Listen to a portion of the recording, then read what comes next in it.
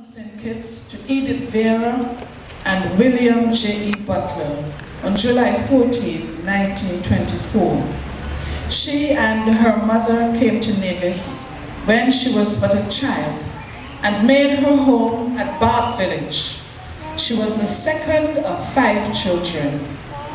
Young Sister Butler was educated at the Charlestown all-age school.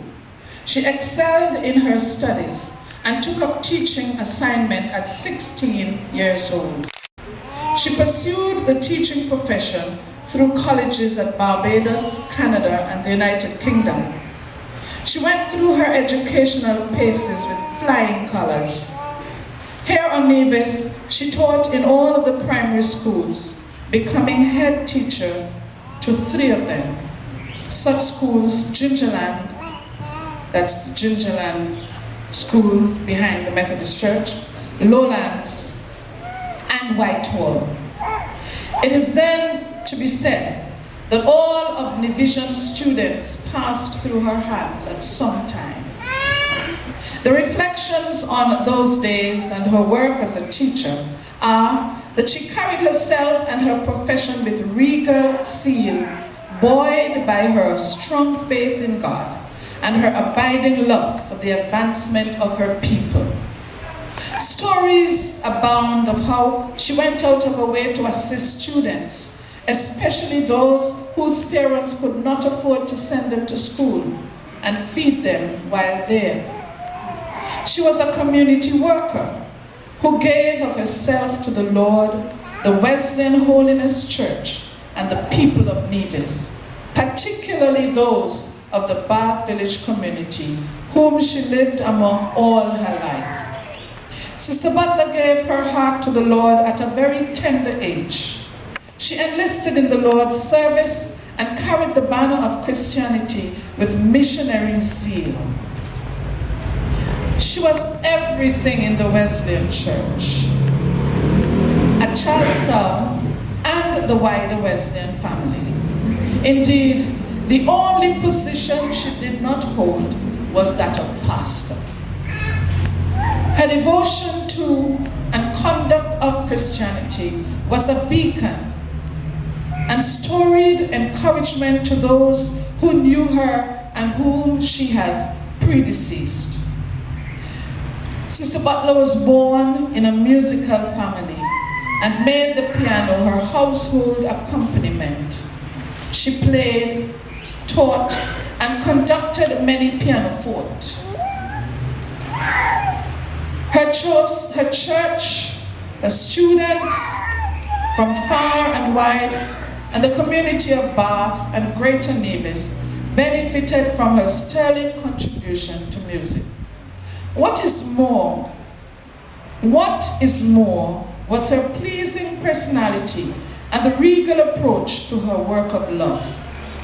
In time, Sister Butler was an invigilator of the overseas exams and did a stint at the registrar's office, contributing her penmanship to rewriting the island's land registry. I think she was one of the best handwriters in Nevis.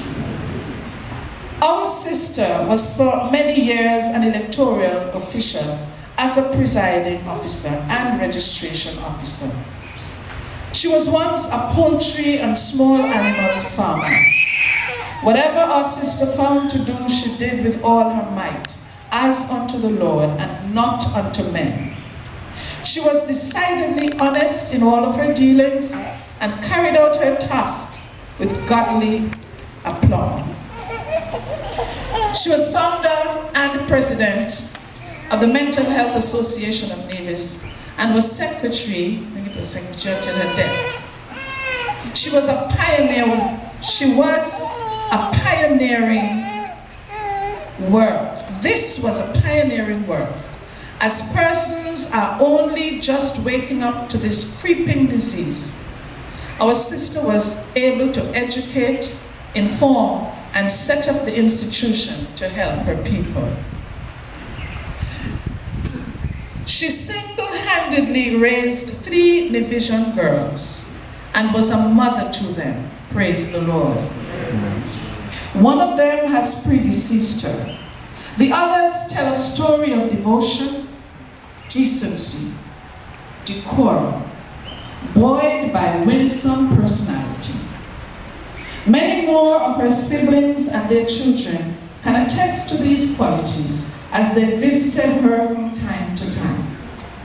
One Rovita was a socialite who bestrode the stage with laughter, love, and joyful living. She was sartorially elegant, with a most pleasing personality. She was blessed with good health, never sick one day of her life, for all of her life, and remained independent throughout. She was connoisseur of food, education, and the art of living itself. Many came to her over many years for advice and counsel. She was what they said, Charles born. He gave his strength to the weak, his substance to the poor, and his heart to God. Thomas Gray, in his Eulogy, his elegy written in a country churchyard, recounted how a person's life will one day end. He said, "The boast of heraldry, the pomp of power, and all that beauty, all that life e'er gave, the paths of glory lead on, but only to the grave." Sister Mom Rovita Butler passed quietly into the great beyond on June 17, 2016, after a short illness. Hers has been a legendary of life, decorated by her devotion to God, church, career, community, and family.